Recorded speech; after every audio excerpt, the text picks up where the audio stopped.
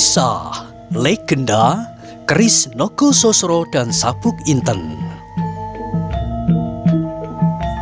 Sahabat Permata TV yang tercinta, pada kesempatan yang sangat baik ini kita masuk pada episode yang ke-106.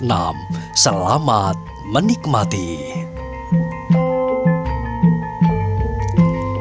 Dalam kisah sebelumnya diceritakan, warna merah membersit di wajah Ki Ageng Lembusora. Namun segera ia berusaha untuk menenteramkan hatinya. Bahkan kemudian ia bertanya seolah-olah ia sendiri mengharap kehadiran anak itu. Lalu adakah usaha Paman Wanamerta berhasil? Pangestu Angger, aku berhasil, jawabnya. Lembusora menarik nafas panjang untuk meredakan debar jantungnya. Kemudian ia berkata pula, "Aku tidak dapat mengerti bagaimana Paman Wanamerta dapat bertemu dengan anak itu." "Mudah saja anak mas," jawab Wanamerta. "Aku pergi ke tempat-tempat yang pernah dikunjungi oleh cucu Sawung Sariti." Sawung Sariti menjadi gelisah, namun ia adalah anak yang cerdik, secerdik ayahnya. Maka dengan berpura-pura terkejut ia menjawab, "Adakah yang Wanamerta pernah pergi ke tempat-tempat yang pernah aku kunjungi?" "Benar cucu Sawung Sariti," jawab Wanamerta. "Dan menemukan Kakang Arya Saloka?" Sambil mengangguk puas Wanamerta menjawab, "Benar cucu." Tiba-tiba Sawung Sariti menjawab sambil tertawa keras-keras. Katanya di sela-sela derai tawanya, "Sayang Eyang, seperti aku juga mula-mula terjebak oleh suatu kecurangan yang hampir sempurna. Seorang anak muda yang sebaya dengan aku mengaku bernama Arya Saloka." Darah Wanamerta tersirat mendengar jawaban itu, juga Bantaran dan Penjawi, apalagi Mahesa Jenar dan Kebu Kanigara. Wajah mereka segera berubah merah dan jantung mereka berdentam seperti guruh yang menggelegak di dalam dada mereka. Bagaimanapun mereka mencoba menahan diri, namun terasa juga tangan-tangan mereka menjadi gemetar karenanya. Tetapi sebelum mereka dapat mengatur perasaan mereka, terdengarlah suara Lembusora. "Adi Mahesa Jenar, aku memang pernah mendengar tentang seorang anak muda menamakan dirinya Arya Saloka, tetapi aku belum pernah melihatnya. Sebagai seorang paman, aku pasti akan mengenalnya kembali meskipun sudah sejak kurang lebih 5 tahun yang lalu tak melihatnya. Aku sejak kanak-kanak tidak akan melupakannya. Namun perlu Adi ketahui bahwa seorang anak muda yang bernama Arya Saloka itu pernah diketemukan mati terbunuh. Ia kehilangan pusaka Kiai Bancak dan sebuah peniti yang barangkali dari emas, serta timangnya bertetes intan." Sekali lagi sebuah petir seolah-olah meledak di dalam pendopo itu. Bahkan jauh lebih dahsyat dari cerita Sawung Sariti. Penjawi yang paling tidak dapat menahan diri dengan tergagap berteriak, "Bohong! Semuanya bohong!" Lalu suara Penjawi hilang tersumbat di kerongkongan, seolah-olah berjejal-jejal berebut dahulu, sehingga dengan demikian malah tak sekata pun yang muncul seterusnya. Mendengar kata-kata Penjawi yang terbata-bata itu, Lembusora tersenyum, senyum yang sangat menyakitkan hati. Tetapi kemudian ia berkata dengan ramahnya, "Jangan berprasangka yang bukan-bukan Penjawi. Aku sama sekali tak bermaksud membohongi kalian. Tetapi sebaiknya kalian dapat mempertimbangkan kejadian-kejadian yang pernah berlaku.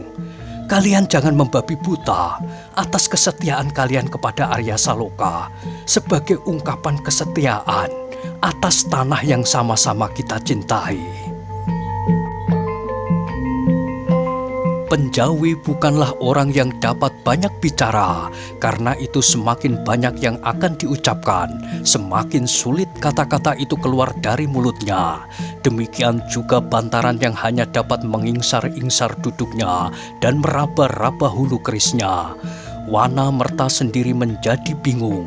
Ia sama sekali tidak menduga bahwa ia akan mendapat jawaban yang demikian. Sedangkan Mahesa Jenar dan Kebu Kanigara meskipun menjadi gelisah, mereka masih tetap pada kesadaran yang penuh. Karena itu Mahesa Jenar masih dapat berkata las-lasan. "Kakang Lembu Sora, apakah yang Kakang katakan itu merupakan pendapat Kakang Lembu Sora?" Lembu Sora mengernyitkan keningnya. Terhadap Mahesa Jenar ia harus berhati-hati. Karena itu ia mempertimbangkan setiap kata-katanya dengan baik. Maka setelah berpikir sejenak ia menjawab, "Adi, aku tidak mengatakan demikian. Tetapi aku wajib mempertimbangkan setiap keadaan, supaya aku tidak meletakkan keputusan yang salah." Mahesa Jenar mengangguk-anggukkan kepalanya beberapa kali. Lalu katanya meneruskan, "Baik, kalau demikian bagaimanakah kalau berita tentang kematian yang Kakang dengar itu salah?" Lembu Sora berpikir sekali lagi, baru ia menjawab, "Mudah-mudahan berita yang aku dengar itu salah. Tetapi bagaimana aku tahu kalau berita itu tidak benar?" "Kakang akan tahu berita itu tidak benar setelah Kakang nanti dapat bertemu dengan Arya Saloka," sahut Mahesa Jenar. Lembu Sora tersenyum. Katanya, "Bagaimanakah aku dapat percaya bahwa yang datang kemudian itu Arya Saloka? Ia harus membawa tanda kebesaran Banyu Biru," jawab Mahesa Jenar. "Dan bukankah Kakang akan dapat mengenal kembali kemenakan Kakang itu?" "Permainan yang bagus," potong Sawung Sariti. "Aku pernah bertemu dengan Paman Mahesa Jenar di gedangan bersama-sama dengan anak muda yang menamakan diri Arya Saloka, yang membawa tombak yang dinamainya Kiai Bancak." "Diam!"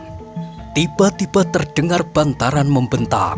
Semua orang terkejut mendengar bentakan itu. Bahkan bantaran sendiri terkejut. Sawung Sariti sama sekali tidak senang mendengar bantaran membentaknya. Karena itu ia menjawab tajam, "Bantaran, kalau kau membentak aku sekali lagi, aku sobek mulutmu." Tetapi kata-kata bentakan itu sudah terucapkan. Sebagai laki-laki bantaran tidak mau dihinakan. Meskipun ia tahu bahwa Sawung Sariti bukanlah lawannya, tetapi mati atas landasan kesetiaan kepada Banyu Biru adalah pengabdian yang didambanya selama ini. Dengan demikian ia tiba-tiba menengadahkan dadanya sambil berkata, "Aku akan berbuat sekali, 2 kali, 10 kali lagi, sesuka hatiku." Hampir saja Sawung Sariti meloncat kalau ia tidak ditahan Lembu Sora yang agaknya kepalanya masih cukup dingin. Namun kata-katanya sangat menyakitkan hati. "Sawung Sariti, adakah cukup berharga bagimu untuk menyentuh tubuhnya?" Sawung Sariti menarik nafas dalam-dalam, seolah-olah ia ingin memadamkan api yang berkobar-kobar di dalam dadanya. Namun dari matanya terpancarlah bara kemarahan yang tak terhingga. Mahesa Jenar melihat keadaan berkembang ke arah yang tidak diharapkan. Meskipun ia tidak dapat menyalahkan bantaran, Wana Merta maupun Penjawi, ia sebenarnya sama sekali tidak menduga bahwa sampai sedemikian jauh keingkaran Lembu Sora dan Sawung Sariti terhadap kemenakannya serta sepupunya sendiri terhadap kadang tua yang selalu bersikap baik kepada mereka, Gajah Sora. Mahesa Jenar pernah mendengar cerita tentang hubungan mereka, Lembu Sora dengan Gajah Sora sebagai kakak beradik. Ia pernah mendengar bagaimana Gajah Sora sebagai saudara tua selalu melindungi dan membimbing adiknya dalam berbagai soal dan banyak mengalah dalam berbagai hal. Namun akibatnya, kemanjaan Lembu Sora itu menjadi berlebih-lebihan dan menelan Gajah Sora sendiri. Kalau sekali 2 kali Gajah Sora pernah marah kepadanya adalah wajar sebagai seorang kakak yang ingin melihat adiknya tidak berbuat kesalahan-kesalahan.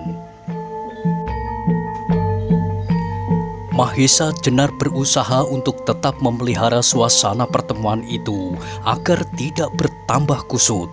Meskipun dadanya sendiri seperti hendak meledak, maka berkatalah ia dengan setenang-tenangnya, seolah-olah tidak terjadi ketegangan sama sekali di dalam pertemuan itu. Kakang Lembu Sora, baiklah kita berbicara mengenai beberapa soal yang penting. Biarlah kita singkirkan masalah-masalah kecil yang tidak berarti. Lembu Sora menelan ludahnya serta menggigit bibirnya.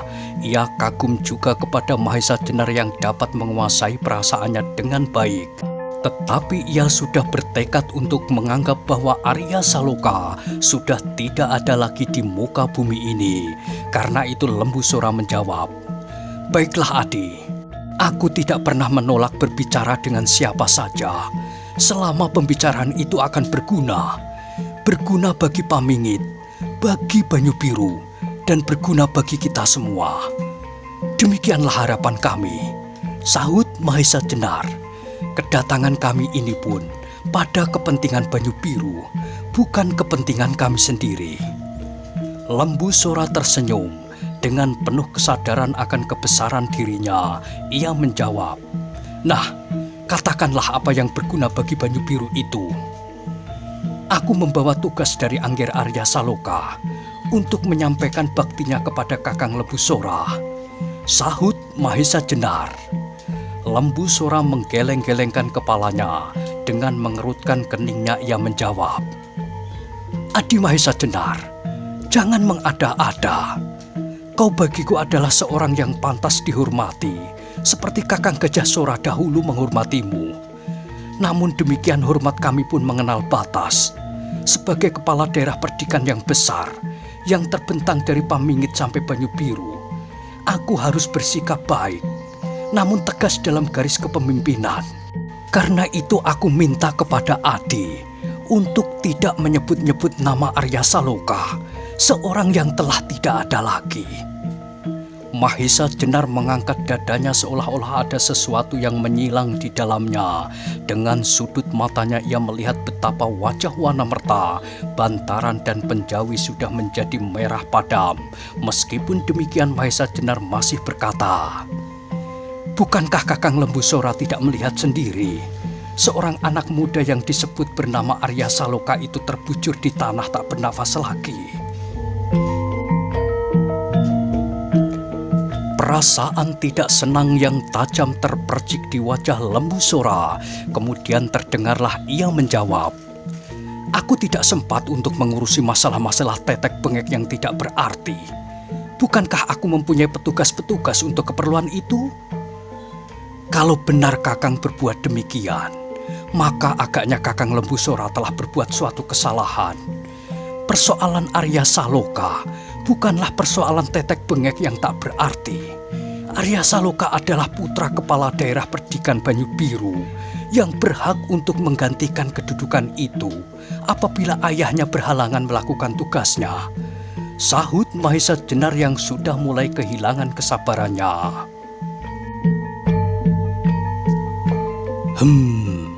Dengus Lembu Sora.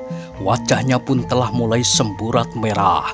"Sebenarnya aku tidak ingin mengatakan kepada Adi bahwa aku tidak dapat mempercayaimu sejak perjumpaan kita yang pertama-tama, sejak hilangnya pusaka Kiai Nogososro dan Kiai Sabuk Inten dari Banyu Biru." Dada Mahesa Jenar benar-benar seperti dihantam linggis mendengar kata-kata itu, sehingga tidak sesadarnya ia menggeretakkan giginya. Namun bagaimanapun juga dengan susah payah ia masih menahan diri dan berkata, "Kakang, aku tidak keberatan terhadap sikapmu kepadaku. Tetapi bagaimanakah seandainya anak muda yang aku namakan Arya Saloka itu mendapatkan kesaksian dari segenap penduduk daerah perdikan ini dan mereka menerimanya sebagai Arya Saloka yang sebenarnya?" Pertanyaan ini sekali lagi menggelisahkan Lembu Sora. Sawung Sariti pun tidak tahan lagi untuk membiarkan pembicaraan yang tidak disukainya itu berlarut-larut. Maka ia pun kemudian menyela, "Ayah, apakah gunanya pembicaraan ini kita layani? Sebaiknya biarlah tamu-tamu kita ini kita persilahkan berdiam diri. Dengan rendah hati atau kalau perlu, kita terpaksa memaksa mereka dengan cara kita. Mahisa Jenar memandang Sawung Sariti dengan sudut matanya. Sekali lagi ia merasa muak melihat wajah itu. Wajah yang tampan dan bersih, namun di belakang wajah itu tersirat kelicikan hatinya. Tiba-tiba ia teringat kepada Jaka Soka dari Nusa Kambangan. "Angger," kata Mahisa Jenar kemudian, "biarlah kami berbicara secara orang tua. Sebaiknya Angger bermain-main saja di halaman daripada mencampuri urusan ini." Bara yang mula-mula berkobar di dada Sawung Sariti masih belum padam, ditambah dengan kata-kata Mahisa Jenar yang cukup tajam itu, maka semakin menyalalah hatinya. Tetapi sebelum ia menjawab, Lembu Sora telah mendahuluinya. "Adi Mahisa Jenar, aku tidak mau membicarakannya lagi. Aku sudah memutuskan untuk menganggap Arya Saloka telah mati, dan Kakang Gajah Sora pun telah dihukum mati di Demak sebagai akibat dari pengkhianatannya, meskipun aku telah berusaha untuk mencegahnya." "Maaf Kakang," potong Mahisa Jenar. "Aku datang untuk membicarakannya, bukan untuk sekedar menghadap yang di pertuan di Banyu Biru sekarang." "Cukup," potong Lembu Sora. "Tidak ada yang aku bicarakan." Mahisa Jenar benar-benar tersinggung karenanya. Ditambah dengan perasaan muaknya sejak bertemu dengan orang itu untuk pertama kalinya. Karena itu ia menjawab lantang, "Kalau kau tidak mau berbicara, aku akan berbicara dengan rakyat Banyu Biru dan membuktikan kepada mereka bahwa Arya Saloka akan berada di tengah-tengah mereka." Mendengar ancaman Mahisa Jenar itu, Lembu Sora terperanjat, tetapi kemudian ia pun menjadi marah dan menjawab, "Adi Mahisa Jenar, akulah kepala daerah Perdikan ini. Akulah yang berwenang atas rakyat dan daerah ini. Tak seorang pun aku perkenankan melanggar wewenangku, apalagi kau. Ayah Sora Dipayana pun juga tidak." Wana Merta mendengar kata-kata itu dengan dada yang berdentam-dentam. Telinganya serasa tersentuh api, maka katanya lantang, meskipun ia langsung berhadapan dengan bahaya yang dapat saja merenggut jiwanya. "Anak Mas Lembu Sora, akulah yang mula-mula minta kepada anak Mas untuk mengawasi daerah Perdikan ini sepeninggal anak Mas Gajah Sora. Tetapi cerita tentang anak Mas Lembu Sora tak dapat ditutup-tutupi lagi. Cerita tentang hilangnya anak Mas Arya Saloka yang untung dapat diselamatkan oleh anak Mas Mahisa Jenar. Cerita tentang laskar yang anak Mas namakan Laskar Pamingit, dan Banyu Biru yang ingin membebaskan anak Mas Gajah Sora dengan menyerang pasukan dari Demak. Seterusnya cerita tentang hilangnya Pandan Kuning dan Sawung Rana." "Cukup," teriak Lembu Sora. "Ternyata rambutmu yang telah memutih itu sama sekali tidak mencerminkan hatimu yang putih. Kau ingin melihat darah mengalir di Banyu Biru. Kalau dengan demikian kau akan dapat mengambil keuntungan, maka kaulah orang yang pertama-tama aku lenyapkan sekarang ini. Tak seorang pun yang dapat melenyapkan kenyataan yang telah terjadi. Betapapun orang berusaha menutupi kebenaran dan menghapuskan, namun kebenaran itu tak akan lenyap," sanggah Wana Merta dengan berani. "Jangan menggurui aku," bentak Lembu Sora. "Aku tahu kau sudah berusia lanjut, tetapi jangan berlagak lebih pandai daripada orang-orang muda. Bagiku tidak ada tempat bagi kalian di Banyu Biru." Dalam pada itu Mahisa Jenar sekali lagi mencoba untuk yang terakhir kalinya menempuh cara yang sebaik-baiknya bagi penyelesaian Banyu Biru. Katanya, "Ki Ageng Lembu Sora, mumpung segala sesuatu belum terlanjur, marilah kita tenangkan hati kita. Berilah aku kesempatan untuk menunjukkan kemauan kami yang sebenarnya, bahwa tak ada artinya pertentangan antara kita sama kita.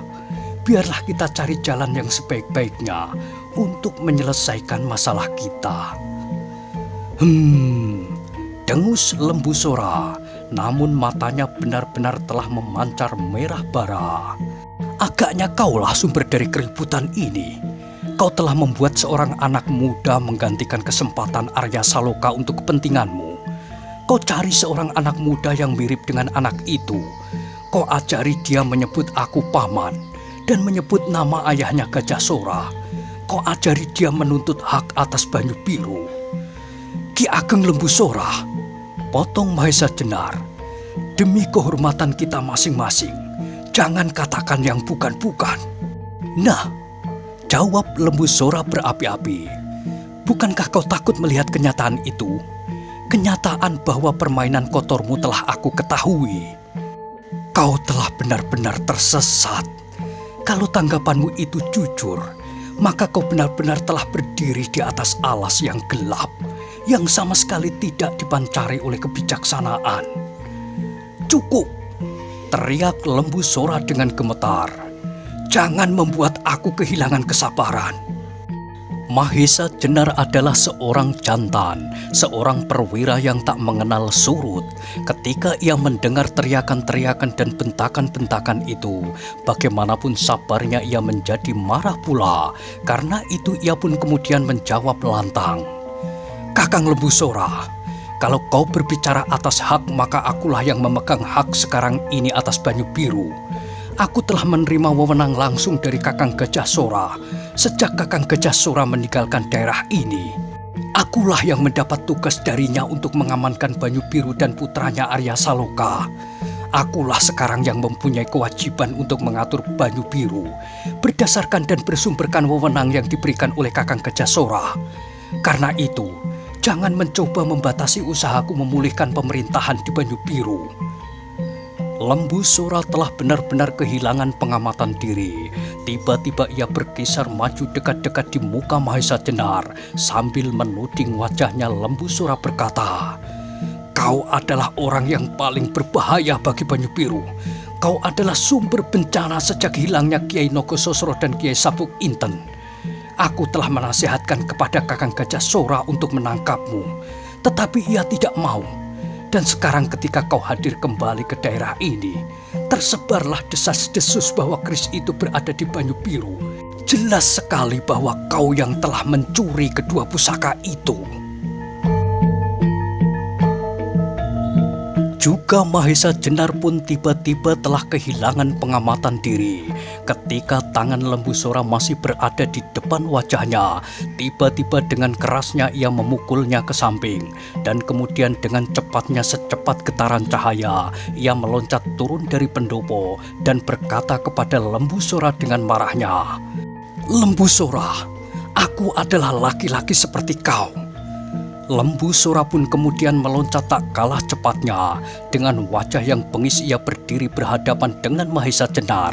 Sementara itu Wanamerta, Bantaran dan Penjawi pun segera berloncatan dan tiba-tiba mereka sudah bersiap untuk bertempur. Dalam pada itu setiap laskar Banyu Biru dan Pamingit yang berada di halaman itu segera mendesak maju. Dan dalam waktu yang singkat mereka telah mengepung pendopo itu. Apalagi ketika kemudian Lembu Sora berkata lantang kepada mereka, "Hai laskar Banyu Biru, selamatkan daerahmu dari orang-orang yang ingin merampas milikmu. Sebab mereka masih belum melupakan beberapa tahun yang lalu mereka hampir mencincang kau ketika mereka menyadari bahwa kau telah mencuri pusaka-pusaka yang dengan susah payah diusahakan oleh Kakang Gajah Sora. Tetapi Kakang Gajah Sora terlalu baik hati kepadamu." Laskar Banyu Biru dan Pamingit itu pun kemudian semakin mendesak maju. Dan tiba-tiba terdengar di antara mereka suatu teriakan, "Bunuh!" Mahesa Jenar memutar tubuhnya seperempat lingkaran. Dengan kaki renggang ia menghadapi setiap kemungkinan. Ketika dilihatnya laskar di sekitarnya semakin mendesak maju, ia pun berteriak kepada Lembu Sora, "Aku adalah orang terakhir yang mendapat kepercayaan Kakang Gajah Sora." Lembu Sora menyahut keras, "Omong kosong." Tetapi Mahesa Jenar tidak memperhatikan sama sekali. Dengan lantang ia meneruskan kata-katanya, "Kalau ada di antara kalian laskar Banyu Biru, benar-benar laskar Banyu Biru, dengarkanlah kata-kataku. Kalau kalian menyerang aku adalah sama saja kalian menyerang Gajah Sora yang memberikan kepercayaan kepadaku untuk mengasuh dan mengamankan putranya Arya Saloka. Dengan demikian, kalian telah melupakan diri kalian sendiri sebagai pengawal-pengawal setia Banyu Biru. Siapakah yang telah bekerja sepenuh hati untuk Banyu Biru? Siapakah yang telah membangun tempat-tempat ibadah yang tersebar di 4 penjuru Banyu Biru?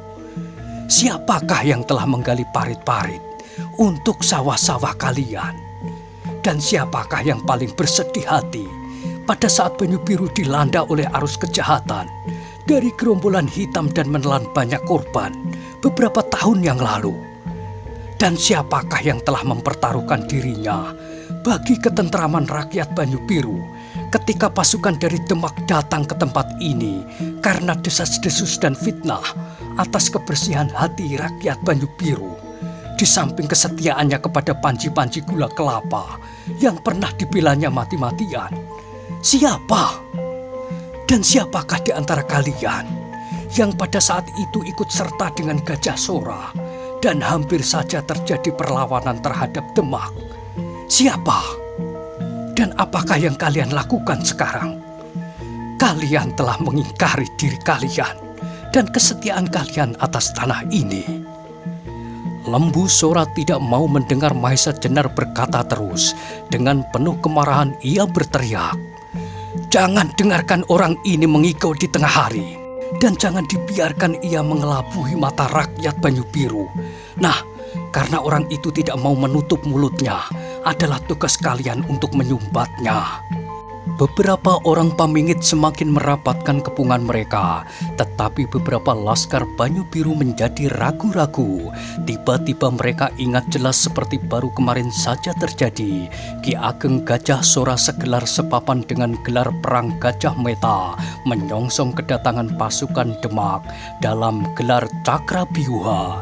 Jelas tergambar kembali dalam ingatan Laskar Banyu Biru ketika pasukan Demak mengubah gelarnya menjadi gelar Garuda Nglayang.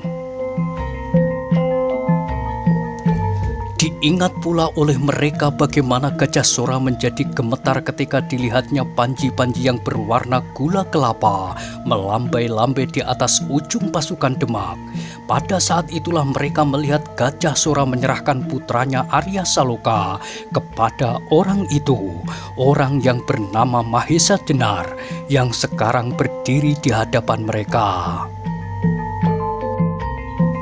Karena itulah, ketika orang-orang pamingit bergerak maju, mereka tetap berdiri di tempat, seolah-olah terpaku di atasnya. Dengan demikian, tanpa dibuat terjadilah 2 lingkaran pasukan di halaman itu. Pasukan pamingit yang semakin mendesak maju, dan di luar lingkaran itu berdirilah dengan bimbang pasukan Lembu Sora yang semula berasal dari Laskar Banyu Biru yang tidak banyak mengerti tentang mereka sendiri dan tentang tanah mereka. Sedangkan orang-orang pamingit yang menjadi semakin rapat itu pun kemudian ragu ketika mereka melihat Mahesa Jenar siap dalam siaga tempur. Di sampingnya berseberangan di 3 penjuru terlihat Wanamerta yang tua, Bantaran yang kokoh kuat, dan Penjawi dengan wajah yang tegang namun penuh keikhlasan. Mereka memegang keris masing-masing, siap untuk menghadapi setiap kemungkinan. Tetapi kemudian mereka menjadi sadar akan tugas mereka ketika mereka melihat Lembu Sora dengan wajah berapi-api berdiri bertolak pinggang di dalam lingkaran itu.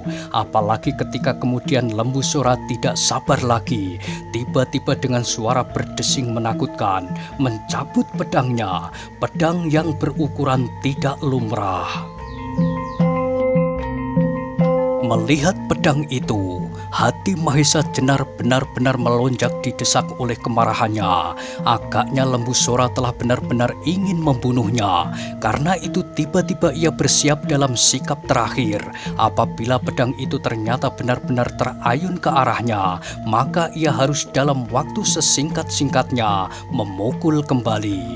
Pukulan yang menentukan, sebab kemudian ia harus bertempur melawan jumlah yang besar. Dan apa yang ditunggunya benar-benar terjadi. Dengan suara berdesing panjang, pedang itu terayun deras sekali menyambar lehernya. Tetapi Mahesa Jenar telah benar-benar siap menghadapi segala kemungkinan. Karena itu dengan lincahnya ia merendahkan diri dan meloncat ke samping. Dalam pada itu Wanamerta, Bantaran dan Penjawi segera berloncatan merenggang untuk menghadapi segala kemungkinan yang terjadi. Sedang ujung-ujung tombak yang rapat berjajar di sekitar mereka telah menunduk mengarah ke dada mereka. Mahesa Jenar pada saat itu telah benar-benar kehilangan pengamatan diri. Ia merasa bahwa tidaklah mungkin baginya bersama-sama dengan kawan-kawannya yang hanya berjumlah 5 orang itu bertempur melawan segenap laskar yang berada di halaman itu, yang diantaranya ada orang-orang seperti Lembu Sora, Sawung Sariti, bahkan mungkin akan ikut campur pula Ki Ageng Sora Dibayana. Karena itu, ketika pedang Lembu Sora dengan derasnya menyambar di atas kepala Mahesa Jenar, segera ia tegak di atas satu kakinya dan hampir saja ia menyalurkan segenap kekuatannya pada sisi telapak tangan kanannya dalam wujud ilmunya yang luar biasa, Sosro Birowo. Beberapa orang berloncatan mundur, sedangkan Lembu Sora sendiri menjadi cemas. Ia tidak bisa berbuat lain daripada segera mempersiapkan dirinya atas lambaran ilmu saktinya, Lebur Saketi. Tetapi tiba-tiba melontarlah sesosok tubuh memasuki lingkaran itu dan dengan tenang berdiri di depan Mahesa Jenar, menepuk kedua pundaknya dan berkata lirih, "Tenangkan hatimu Mahesa Jenar, ilmumu sekarang adalah jauh lebih dahsyat daripada 5 tahun yang lalu." Kata-kata itu bagi Mahesa Jenar seolah-olah setetes embun di atas relung-relung hatinya yang membara. Apalagi ketika ia melihat wajah orang itu yang dengan senyum kecil memandangnya seperti seorang kakak dengan penuh kasih sayang. Maka tiba-tiba pandangan Mahesa Jenar jatuh di tanah di depannya. Mahesa Jenar menjadi malu kepada diri sendiri dan kepada Kebu Kanigara, orang yang telah membawanya kembali ke alam kesadaran. Apalagi ketika Kebu Kanigara berbisik, "Bukan demikian maksud kedatanganmu kali ini, Mahesa Jenar." Mahesa Jenar yang masih tertunduk itu berdesis perlahan-lahan, "Maaf Kakang, aku kehilangan kesadaranku ketika Lembu Sora menyerangku." "Angkatlah wajahmu," Kebu Kanigara meneruskan, "dan lihatlah siapa yang berdiri di depan Lembu Sora itu." Ketika Mahesa Jenar mengangkat wajahnya dan memandang ke arah Lembu Sora, ia menjadi terkejut. Di depan orang itu telah berdiri seorang tua yang sudah berambut putih dan berjenggot putih, memandangnya dengan mata sayu yang suram. Tanpa disengaja Mahesa Jenar segera membungkuk hormat sambil berkata dengan takzimnya, "Baktiku untuk Paman Sora Dibayana." Orang tua itu mengangguk pula. Jawabnya, "Salamku untukmu Mahesa Jenar dan untuk kalian yang datang bersamanya." Kebu Kanigara masih belum memutar tubuhnya. Ia masih menghadap kepada Mahesa Jenar. Dengan berbisik ia bertanya, "Nah, bukankah kau sudah mengenalnya? Apakah orang itu ayah Lembu Sora?" "Ya," jawab Mahesa Jenar perlahan. "Aku mengaguminya. Ia pasti seorang yang sangat sakti. Menilik geraknya yang luar biasa." Gumam Kebu Kanigara sambil membalikkan diri dan kemudian membungkuk hormat pula. Dengan wajah yang masih sesuram semula, Ki Ageng Sora Dibayana berkata, "Aku menyesal bahwa sesuatu yang sama-sama tak kita kehendaki telah terjadi."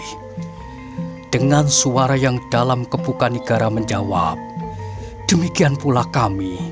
Mudah-mudahan hal-hal yang tak dikehendaki itu tidak terulang kembali." Ki Ageng Soradipayana mengangguk-anggukkan kepala, kemudian pandangan matanya berkisar kepada Penjawi, Bantaran, dan kemudian Wanamerta. Adi Wanamerta, apakah kau sehat-sehat saja selama ini? Wanamerta menjadi terharu mendengar sapaan Ki Ageng Soradipayana itu. Ki Ageng Soradipayana baginya adalah seorang pemimpin yang pada masa-masa menjalankan tugas menjadi kebanggaannya, kebanggaan seluruh daerah perdikan yang dulu disebut Pangrantunan. Karena itu dengan hormat ia menjawab, "Kakang, sebagaimana Kakang, agaknya aku pun selamat. Demikian juga anak-anak Banyu Biru yang pergi bersamaku." Ki Ageng Soradipayana menarik nafas dalam-dalam. Ketika ia melihat berkeliling, matanya menjadi bertambah suram. Ia melihat dua lingkaran di halaman itu, Laskar Pamingit di lingkaran pertama dan Laskar Banyu Biru di lingkaran kedua. Masing-masing masih erat memegang senjata mereka. Bagi Ki Ageng Soradipayana yang hampir seluruh hidupnya diserahkan kepada tanah perdikan itu, melihat peristiwa itu dengan sedih. Apa yang dilihatnya di halaman itu adalah lambang perpecahan yang terjadi saat itu. Perpecahan antara Pamingit dan Banyu Biru, dua daerah yang seharusnya dapat saling mengisi dan saling memperkuat ketahanan diri dalam segala bidang. Nah, bagaimanakah kisah selanjutnya? Silahkan ikuti terus kisah legenda Keris Nogo Sosro dan Sabuk Inten pada episode berikutnya. Sampai jumpa.